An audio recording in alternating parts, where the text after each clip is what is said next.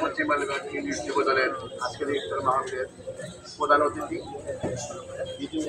উপস্থিত আছেন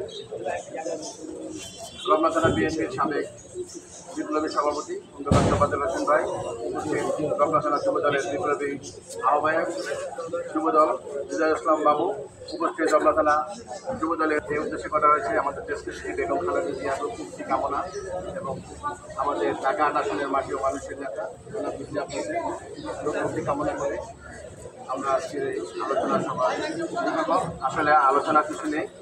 এখানে ইফতার মাহফিল হবে, দোয়া হবে।